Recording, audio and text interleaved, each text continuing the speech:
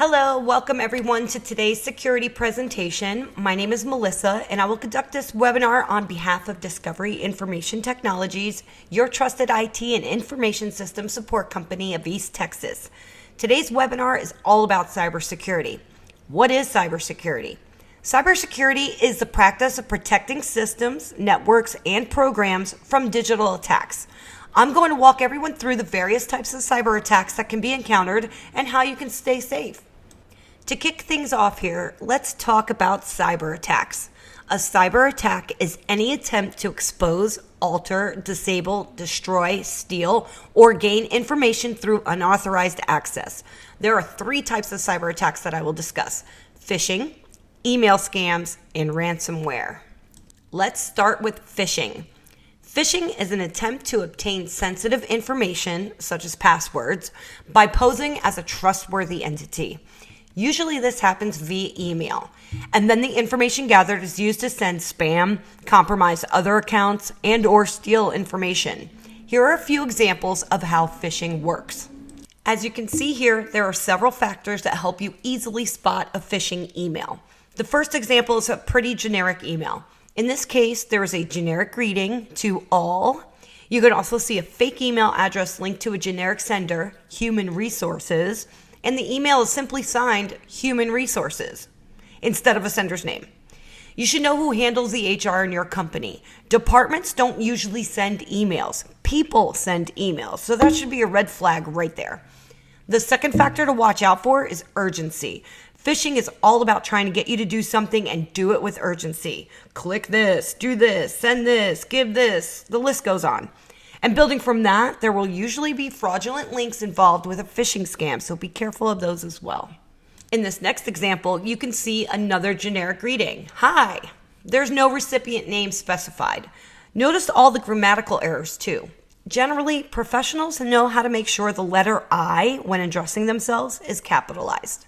Pay attention to other errors, like a space between the question mark and the last word of the question.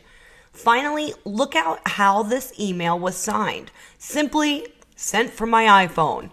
Whose iPhone? Who was Balani at fishme.com? Above the from email address, you will notice this message was sent with high importance. If you don't know the sender, how important is this message to you? Again, that sense of urgency is marked here. This also applies to social media. I don't know about you, but I don't tend to get too many emails from Instagram. If Instagram sends you an email with a code and a link, chances are it's going to be fraudulent. Again, notice the punctuation error between please sign in. Next up, email scams. Now, a lot of what I just described for phishing happens through email. Email scams are typically coupled with phishing to make it look like it is coming from someone higher up in your organization. Usually, email scams are designed to get money or something of value from you and are often designed to induce panic or a sense of urgency. Now, here you see many of the same indicators from the phishing examples, namely the fake email address. Notice it reads cdc-gov.org. You generally won't see gov.org on anything. It's either .gov or .org. I'm sure most of us have visited the CDC website more in the past year than we probably ever have before. And I'm sure you notice that the address is simply cdc.gov. There is also a generic greeting, a generic sign-off, urgency at the end of the message, and poor grammar. But what is most important to note here is the link. As you can see, the link here does actually say cdc.gov. So a harmless way to determine whether this is fraudulent without compromising yourself is to simply hover your cursor over the link to preview the URL. Beware of links that direct you to a login page. The best way to protect yourself from email scams is to take 20 seconds to skim over the email before taking any action, especially emails from senders you are unfamiliar with. Look for generic greetings. Examine the email address from the sender. Look for urgency or demanding actions. Hover your mouse over links to see if the destination matches the URL. Look for misspellings and grammatical or punctuation errors. Check for secure websites before clicking on it. Do not open attachments right away. Make sure everything else checks out first. Banking and finance are the biggest sources of email scams. People responsible for these email scams try to swindle money out of you by impersonating financial institutions. In this example, someone is claiming to be the IRS.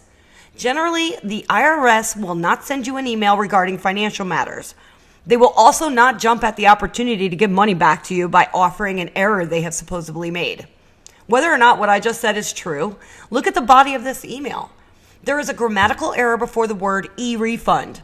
There is also a sense of urgency. Get started. There is no greeting and no signature as well. Here is an example of a banking institution, perhaps your banking institution. Take a minute and look closely at this email. Can you see all of the identifying factors that make this email a scam? I bet if we hovered over the link suntrust.com, it would not take us to the SunTrust's website. Did you see the grammatical errors? Do you notice the greeting and the signature? Now take a look at this final example of an email scam. I'm pretty sure by now you are all experts in identifying all the errors that makes this illustration an email scam. Ask yourself, what account? Who is calling me dear? Now we move on to malicious websites. A malicious website is a site that attempts to install malware. What is malware? Malware is a blanket term for viruses, worms, trojans, and other harmful computer programs hackers use to cause destruction and gain access to sensitive information. Malicious websites often look like legitimate websites. Some may even ask you to install software that your computer appears to need. Sometimes the website may ask you for permission to install one program, but installs a completely different one you definitely do not want on your computer. Now let's look at an example of a phishing website. A phishing website, sometimes called a spoof or a lookalike website, steals your data. They look like legitimate websites. When a visitor is prompted to enter login credentials, personal information, or credit card details, the data is then directed to cyber criminals. It is important to make sure sites like these are legit. Remember when we talked about email scams, specifically phishing emails? The same rules apply here. Look for grammatical or punctuation errors. Double check the website domain or URL. Be wary of generic.com domains. Be wary of non-secured sites. Always visit sites directly. Be aware of pop-up windows. Scan the site for a security trust seal. Finally, look for an SSL or TLS certificate. Tech support scammers want you to believe you have a serious problem with your computer like a virus. They want you to pay for tech support services you don't need. They may call you and say they found a problem with your computer and would like to run a diagnostic test. They may lure you with pop-up warnings, which may look like an error message and gives you a phone number to call for help. Don't call that phone number. Here are 2 important things to note about a tech support scam. Number 1, legitimate tech companies won't contact you by phone, email, or text message to tell you there is a problem with your computer. Number 2, security pop-up warnings from real tech companies will never ask you to call a phone number. Period. There are new malwares now being used in SEO techniques to spread ransomware, trojans, and other malware. This poisoning is an attack method in which cyber criminals create malicious websites and use SEO tactics to make them show up prominently in search results. Make sure you look out for titles in your search engine like Google that don't make sense. Never click on an insecure site. There are different ways to check if a site is secure and if your computer is secure. Our experts at Discovery I.T will be more than happy to help you with this. Now let's talk about ransomware. Ransomware is serious business. It is the most drastic and sinister of the different types of cyber attacks. Ransomware is malware that employs encryption to hold a victim's information at ransom. A ransom is then demanded to provide access. And we have recently seen 2 of the biggest ransomware attacks in American history just occurred with the Colonial Pipeline and the JBS, the world's largest meat supplier. It was reported that these 2 companies paid millions of dollars to be operational again. Even though the cyber criminals want you to pay a ransom, do not pay this ransom. Paying the ransom can lead to bigger problems in the future, and it almost never guarantees you access you desire. The only option to combat a ransomware attack is to restore data from backups. It is very important to constantly back up your data and information. Here's a typical example of a ransomware attack. As you can see, the message warns you that your documents, photos, databases, and other important files have been encrypted.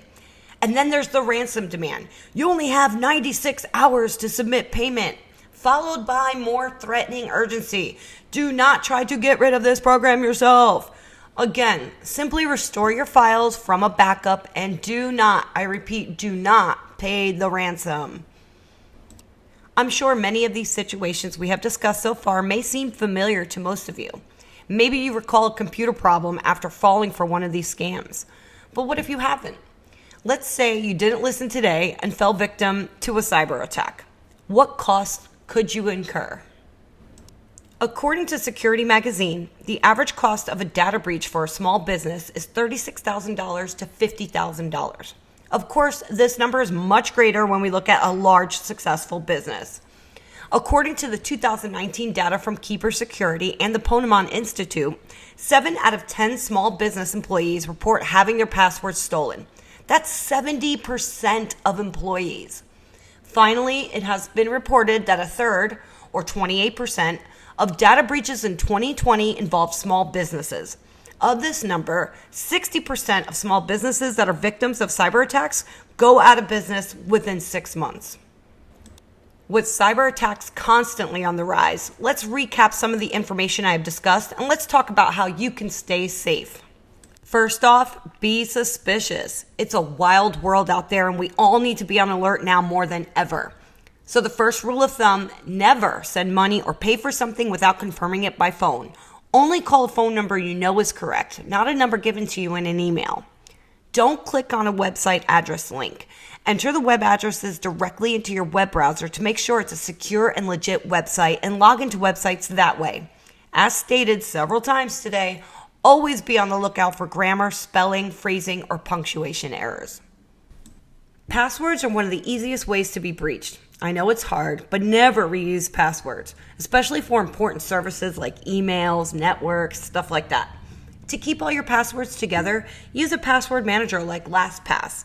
Utilizing a password manager will help keep together randomly generated passwords that are too long and hard to remember, which honestly are the most recommended passwords to use.